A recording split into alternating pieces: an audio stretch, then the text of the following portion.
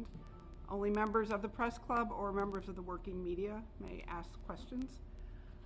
So our speaker today is Jay Darden. He was appointed Commissioner of the Division of Administration in January 2016 by Governor John Bel Edwards.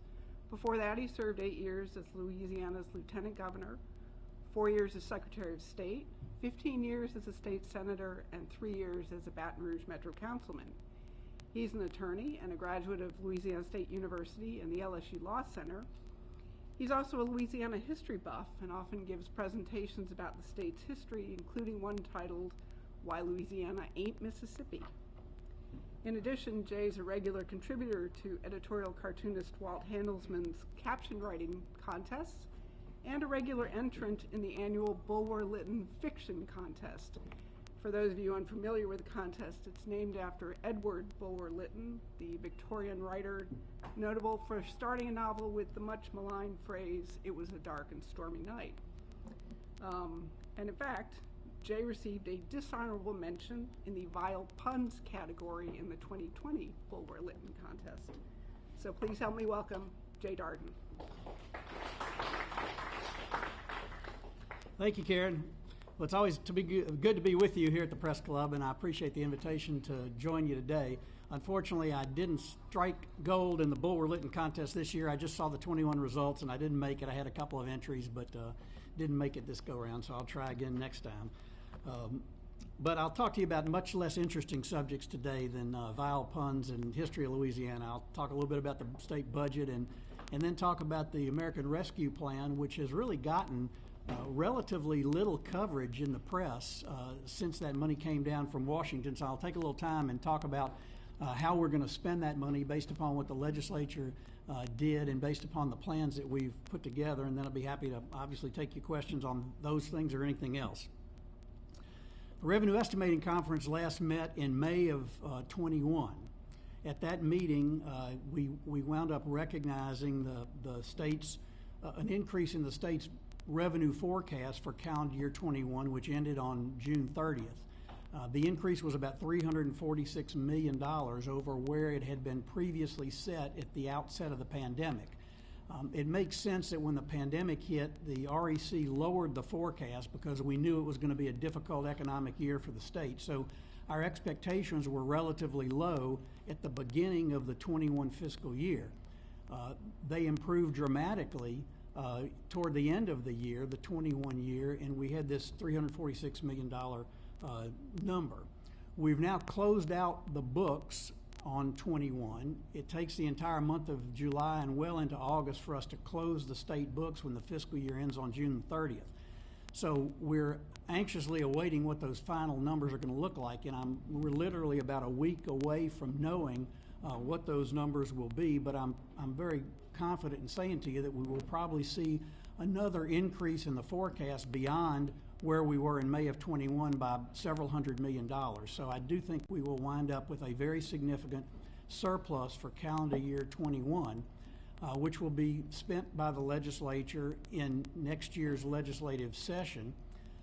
And of course, the spending will be restricted to what the Constitution provides, which means we'll make another contribution to the rainy day fund, another contribution to the unfunded accrued liability, and then the Constitution specifies how those dollars would otherwise be spent.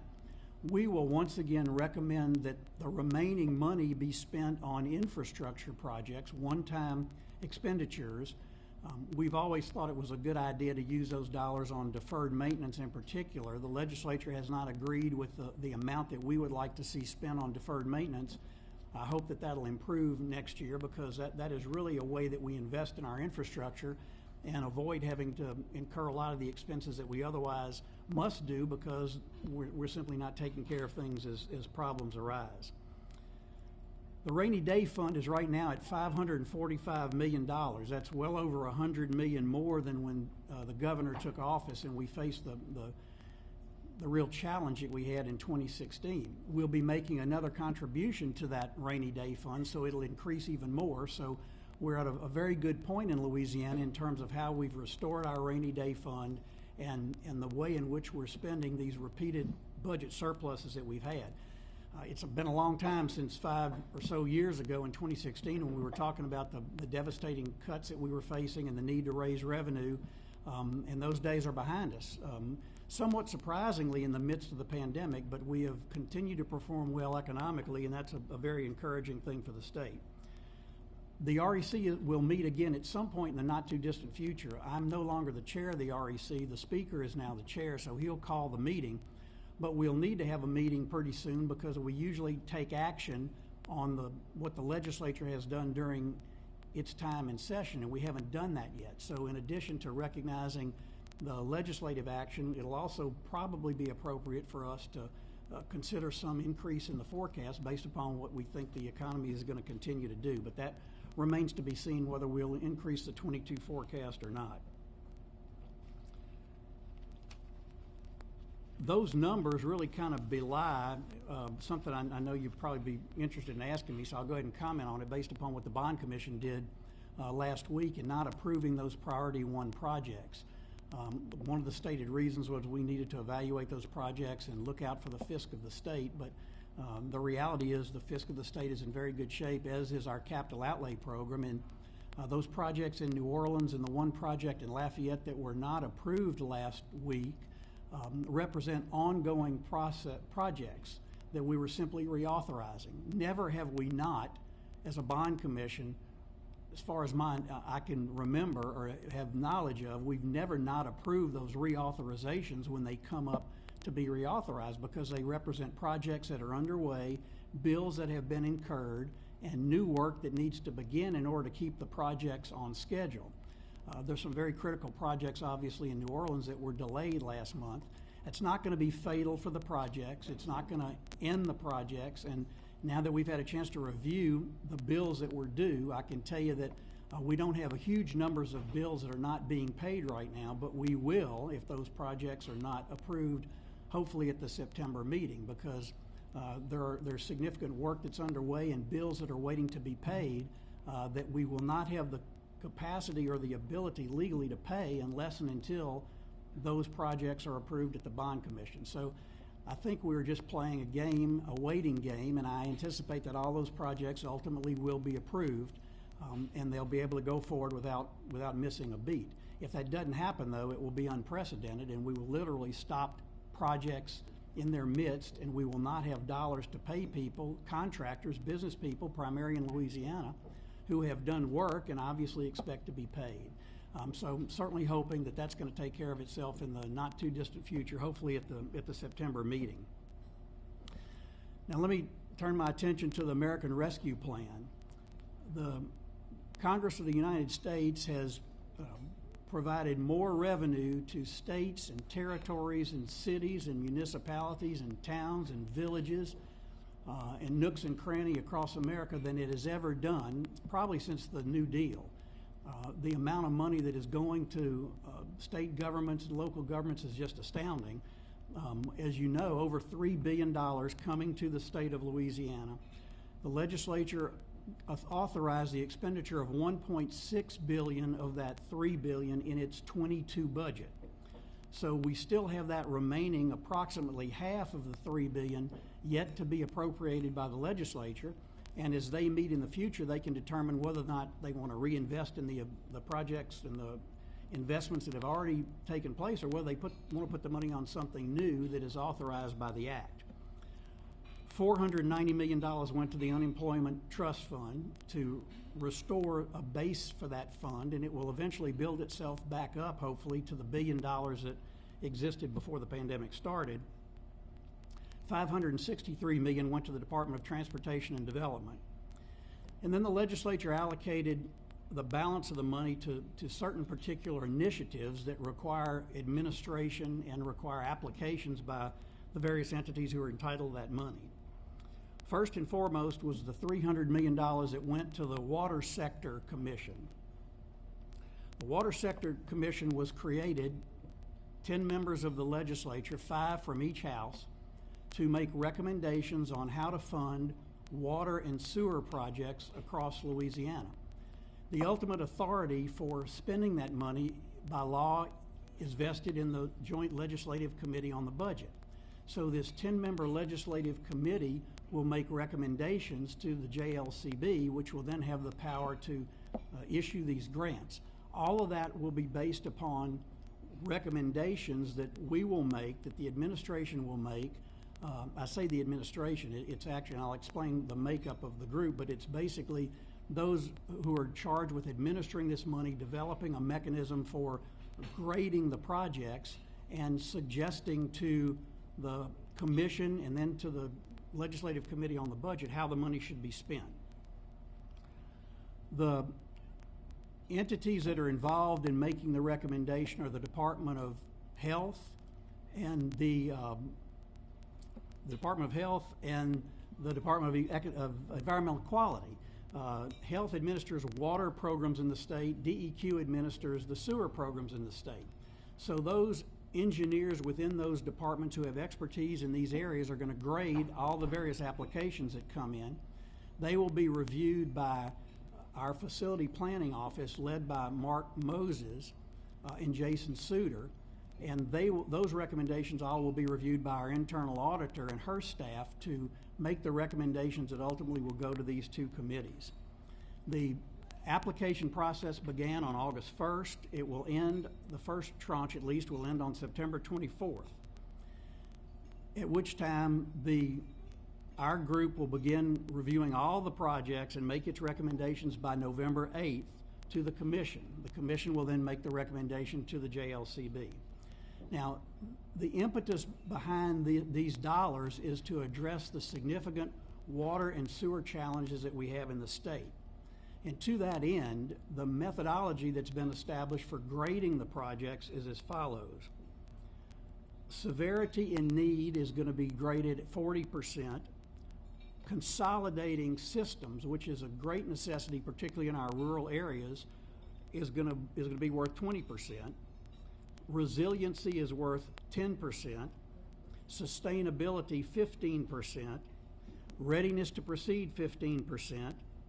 And if there is an increased local share provided by the local governmental entity, an additional 15% can be allocated. Now that comes to more than 100%, but it is based upon the flexibility of consolidation and increased local share that also gets bonus points, if you will, if that's part of your application.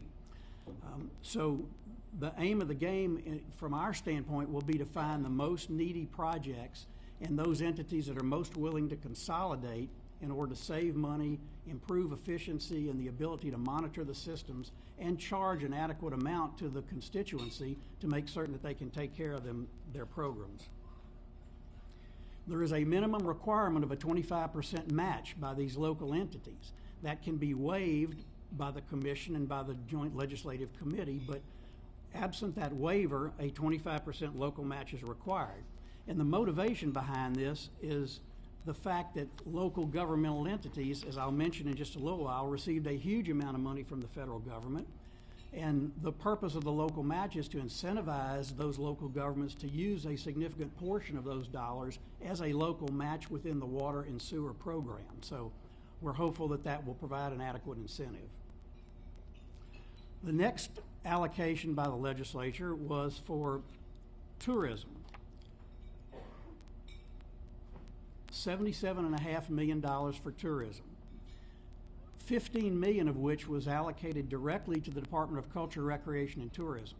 So the Lieutenant Governor's budget, which really did not sustain a significant loss during the COVID year, is able to get an additional $15 million to be able to market and promote the state in what is going to be a hugely competitive environment worldwide for tourism dollars, because as we know it, the whole world has been impacted by the pandemic, and everybody's going to be anxious to encourage people to come visit their respective venues. So this will eventually be money well spent. It does not need to be spent immediately because people don't seem to be back in the traveling mode completely yet, but eventually those dollars will be for that purpose.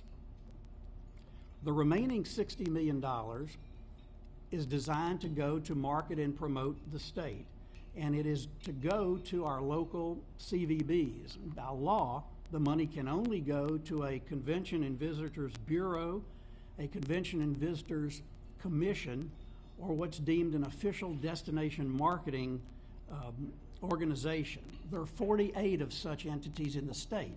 A number of parishes have combined their tourism efforts, so we don't have 64, but that list represents virtually every parish of the state in what they do in their respective jurisdictions to promote travel. The $60 million is to be allocated based upon a negative economic impact that was sustained by each of these entities. That will be based upon comparing their audited financial statements for 2019 with their audited financial statements for 2020. A very simple mathematical computation. Whatever that difference is will be the amount to which that bureau or that organization, that commission will be entitled to. We work very closely with the Louisiana Travel Association and the Lieutenant Governor's Office to develop this program, and it is with everybody's agreement that it was presented to the Joint Legislative Committee on the Budget a week or so ago to get their approval. If there is still money left after that allocation is made, and we think there will be because the CVBs tell us that their economic loss does not come to the entire $60 million, it's probably about half of that, then the remaining dollars will be allocated based upon submissions to each of those local entities who will make decisions how to best use the money on a pro rata basis in their respective jurisdictions. So for example, a CVB may be able to make a grant to a particular festival or to a particular event that is planned in their area, or they may be able to use that money for their own budget for additional marketing and advertising. All concerned believe it's a very appropriate and important way that we can incentivize travelers to return to Louisiana, and I'm looking for great returns on these particular investments. There's a $50 million allocation to the ports of Louisiana, $5 million of which is designed to go for port security, although there remains a question as to whether or not that port security portion can even be met because there was a time limit on when these expenditures were to be made, and it's based, we believe, on a reimbursement. In talking with the Ports Association of Louisiana, we believe that the entire $50 million will probably not be used because it's based upon lost revenue of the ports as well, and their dollars may not come to that full amount. So there may be some leftover money that will be reallocated by the legislature at some point in time in that program. Now that represents the largest portions of the money that's been authorized by the legislature, the $1.6 million in the 22 budget. There was an entirely separate allocation for broadband of about $180 million. The legislature opted to only authorize the expenditure of $90 million of that 180 in 22. So $90 million remains for broadband yet to be appropriated. The $90 million, though, was given to the Gumbo Fund that was created legislatively, and it's an acronym for basically an intent to stimulate internet activity and broadband in rural areas of this state. And the group, and it's a three-man group that we have within the division, as you know, Vanitha Anger is heading that initiative. We hired him, and he hired 2 additional people that are coordinating that entire effort. It's made great progress already. Connect.la.gov is a toolkit that has been created and published for local governments to understand how best they can access this money and what it is designed to do. A website will be open in early September that governmental entities can apply for not governmental entities, that providers can apply for these dollars to serve particular local governmental entities. There'll be a portal, as there will be for our other dollars, that they'll be required to apply through. That portal will be open basically through the months of November and January. Awards will be made in mid-January, and payments can be expected in early February. So a fairly aggressive timeline to get those dollars out as well. And there's still potentially more dollars to come for broadband if you listen to the discussion that's taking place at the congressional level. Finally, I mentioned the money for local governments. An amazing amount of money literally to every entity in America, from New York City all the way to the village of Mound in Louisiana, gets a particular dollar allocation. There are dollars allocated on a formula basis, a pro rata basis for every village, town, city in America, and that includes obviously Louisiana. 14 of our cities were given direct allocations, and they got significant sums of money. Baton Rouge, Shreveport, New Orleans, all the way down to Thibodeau got money directly. Every other entity in the state has an allocation that flows through the Division of Administration to those local entities. And to date, we've paid out about $127 million of those dollars. We actually have 10 villages that have not yet submitted the application to be paid. We're hoping that they will do so because that money is specifically allocated to them and can go nowhere else. The balance of the money we expect to be paid by the end of September based upon the applications of all these local governmental entities. So you can see there's a huge amount of money that's available to the state right now. With the infrastructure package that's being debated in Congress right now, there in all likelihood will be a significant amount of additional dollars coming down, probably restricted into the areas of infrastructure, which is a very good thing, and that would include broadband. But we may very well have the opportunity for significantly more dollars coming to the state of Louisiana. They will in all likelihood, though, require a match. So we'll have to be very cognizant of what we do with our surplus funds, what we do in the budgetary process, in order to make certain that we can meet the match of whatever may be coming from the infrastructure program. So that's a very quick look at our economic status right now, and I'm happy to answer any questions that you have. Yes, ma'am.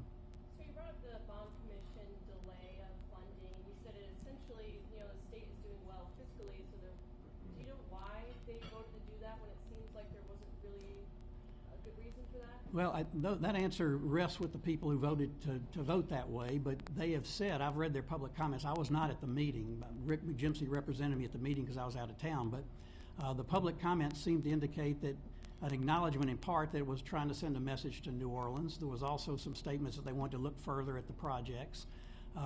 You'll have to ask them what their motivation was, but it seems to me it was designed to send a message to New Orleans because of the dissatisfaction with the policies that are taking place there. At the end of the day, though, those projects, I believe, are going to be approved. They're that important to the state, and they also would preclude other projects from being able to move forward unless they are approved because they're all in priority one, which means those priority one projects have to be completed before you get to other projects.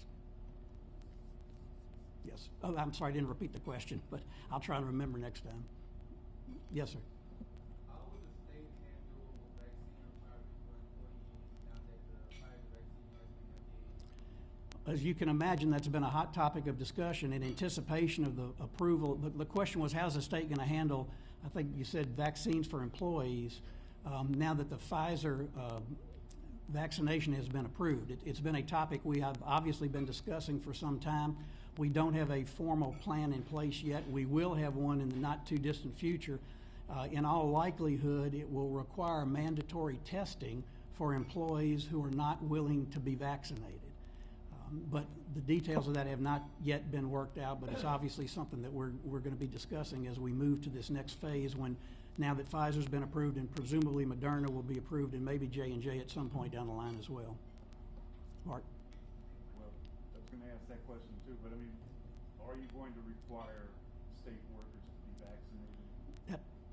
vaccinated? Are we going to require state workers to be vaccinated? That has not been decided yet, but in the event that they are not required to be vaccinated, we still are going to say if you're not vaccinated, there's going to be a mandatory testing program set up for you because we believe it that important, and we think this ought to be an incentive for people who have delayed the vaccination to now get vaccinated, since the FDA and CDC are recognizing that the vaccines are safe and effective. Do you have a timeline for this decision? No, but I think it'll be sooner rather than later. Obviously, we've been contemplating this happening, and it's something that we're talking about, and we've talking about it as recently as this weekend and today. So I think you're going to see some announcement from the governor in the not too distant future. Bill? Following up on this next question regarding the bond commission, one of the delays was the remaining $28 billion, $300 million in construction for the Superdome. You said you think that that's going to ultimately happen. Could there be a ramification of the delay? Will it cause any problems with the Super Bowl or? Yeah. The question is, the Bond Commission action last week that delayed payment of an additional $28 million to the Superdome, is that going to have any consequences on the construction schedule and perhaps impact the Super Bowl or other events? And the answer is no, unless it is ultimately not approved. The time frame for the continuation of construction is not going to be dramatically affected by this delay, assuming it's only this 1 month delay and something happens in September or not too or quickly after that. It's not going to have an impact on the Super Bowl, on the Final Four, but it is imperative that those dollars be recognized so that the Superdome project can be completed. If you've been following it, you know that it's already been partially completed in phases, but we have to move to the next phases. We have to let contracts to make certain that we stay on schedule, to make certain those improvements are completed before the Super Bowl arises. So it's very important. It's not something we ought to be playing games with, no pun intended. We just need to get busy with it and make certain they're able to complete that work. And I feel pretty confident that they will be. Melinda? Jay, on the discussion of mandatory testing, how many employees do you all have oversight of in the state government, and which ones wouldn't be affected by whatever mandate the governor wants to put in place? The question is, how many employees do we have that could be affected by mandatory vaccinations, and how many would not be affected by whatever policy we put in place? And the answer is, I don't know. I mean, I know we have 30-some-odd thousand employees overall statewide. We have a number of state employees that have already been vaccinated, and we know that because of self-disclosure by those who have been vaccinated. But I can't tell you exactly how that's going to be implemented or any of the specifics, but obviously before a decision is made to move forward, those details will have to be worked out. It'll be something the state will have to pay for. It would not be something would be passed on to the employees. But on that, do y'all have authority over civil service workers, for example, or is that something where the Civil Service Commission would have to get involved in? Does the administration have control over civil service employees, or does the Civil Service Commission have to be involved in that issue is the question, and the answer is one of the things we're talking about, one of the things we're looking at. That's why I'm not prepared to say any more than that right now, because the announcement just happened this morning, and the plan is still under formulation, and I know the governor will make the announcement at the time that it's appropriate to do so.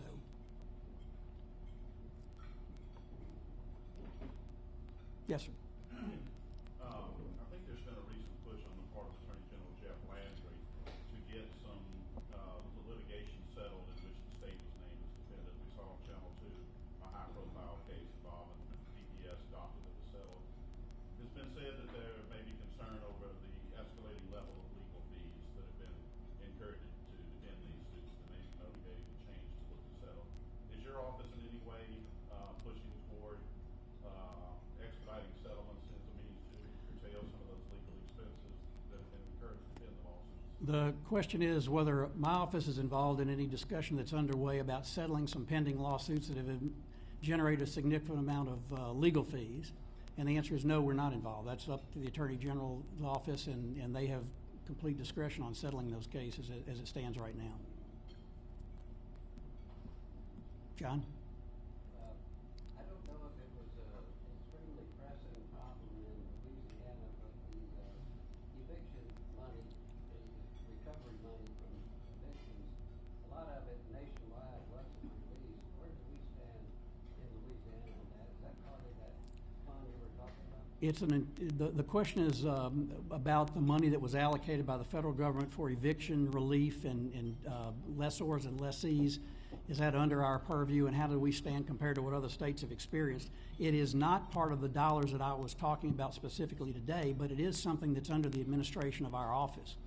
Originally, it was to be handled by the Louisiana Housing Corporation in connection with our Office of Community Development. The LHC contracted with us, with the Office of Community Development, to manage that program. So we are now in charge of it and handling it, and it is now moving a lot quicker and a lot more productively than it was at the outset.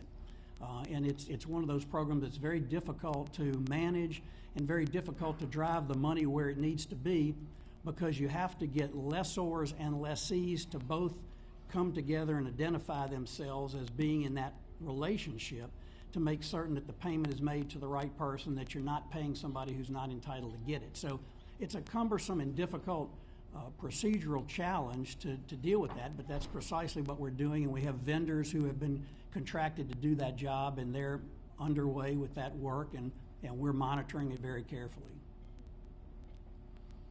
Melinda? Jay, on the water system program, can you say how many applications y'all have already received?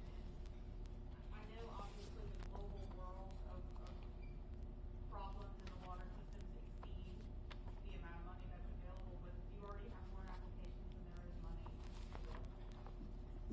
This is hot off the press. I meant to mention this in my remarks because I just requested this right before I leave. We have as of right now, we have 182 applications for disbursement. We have actually 8 that are under final review that we've already taken through our process, 14 more that are pending additional documentation. So we believe we have about 70 entities that have not yet submitted the required documentation. So we've had a good response. There's a huge interest in this program, as you can imagine, because we have so many water systems that are challenged. And there's also great incentive by a number of engineers in the state to make certain this project moves forward because it's a lot of work for them. So you have the combination of need at the governmental level and the private sector saying we can help you get there. So there's been a great deal of interest in the program, and I think at the end of the day we'll have applications probably from everybody who is eligible. It is not going to be an easy task to determine who should get the grants because we do have a limited amount of money, $300 million, and we have, I don't remember the exact number, but it's well over $1 billion, probably multiple billions, I'm just not remembering the number right now, of needs for water and sewer systems in the state. So there's not going to be enough money to address everything. Our intent will be to identify the most worthy and needy projects in accordance with the percentage allocation set forth in determining who gets the grants. I'm hoping that it will remain as objective a process as possible as opposed to an overly political process. But clearly, because of the way in which the legislation is constructed, the Water Sector Commission makes a recommendation. It can be different from the suggestions we make. The commission recommendations must go to JLCB, and theoretically those decisions could be different from that recommended by the commission. So it's going to be involved in a relatively intricate process to determine who gets a limited amount of money. Yes, ma'am. So you already mentioned that there's going to be a surplus of funds for the legislature to kind of play around with next year, and all these Rescue Act dollars, not every dollar is going to be used that they've already allocated. You touched on infrastructure, but what are some other things, in your opinion, that you think that lawmakers should really be focusing on using this money that we don't always get to have? Nothing but infrastructure. I mean, the most important need in the state for one-time money is for infrastructure needs because we know the difficulties we have with our roads, our bridges, our ports, our broadband. All these needs are much greater than what we have dollars for, and these have to be viewed as one-time funds because that's exactly what they are. And there are limitations on how, for example, the surplus can be spent anyway, constitutional limitations that will drive those dollars to primarily infrastructure projects. The remaining money that we have from the ARP program is also restricted by the federal language on what it can be used for. So none of this money will be plugged into our operating budget, and I think it can all be used for very worthy projects. It's just going to be a question of which ones are they, and how much are we going to be able to do, for example, on the mega projects, the big projects that have been talked about, like the bridges that we know cost multiple billions of dollars. How are we going to fund those programs with these dollars? And there's going to be some money to get started on those, there's no doubt. And the legislature's already created a mechanism for some additional funding for those projects. So I think we're well on the way to seeing some things actually happen in Louisiana that have been long overdue. You got any feel for which congressmen are going to support this when it goes to the House? Do I have any idea of which congressmen are going to support the plan when it goes to the House? No, I have no idea. The delegation hasn't talked to you all about it yet? They hadn't talked to me. I'm not sure if the governor's been in discussions with them. The governor's been very active in promoting passage of the act, knowing the benefits it will bring to the state. But I can't speak to any communication with the individual congressmen and what they may do. Yes, sir. Has any consideration been given to requiring vaccination as a condition of access to state facilities such as state parks and campgrounds? Has any consideration been given to requiring vaccination for entry into state facilities like state parks and state campgrounds? The state parks are under the purview of the Lieutenant Governor, so he would be the one who would have to make the decision on that regard unless the governor issued an executive order that required it. And I think that would be dependent upon whether or not there's some type of mandatory vaccination order for everybody, which I think is probably unlikely based upon the law the way it stands. But that remains to be seen. I think the question of trying to encourage people, as has been done over the course of the past several months, has not been as effective as we'd like it to be in terms of asking people to voluntarily comply.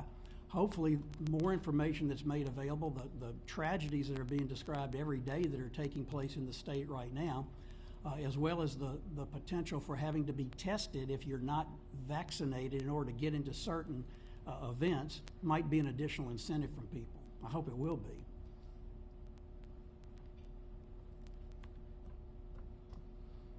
Anything else? All right. Thank y'all very much.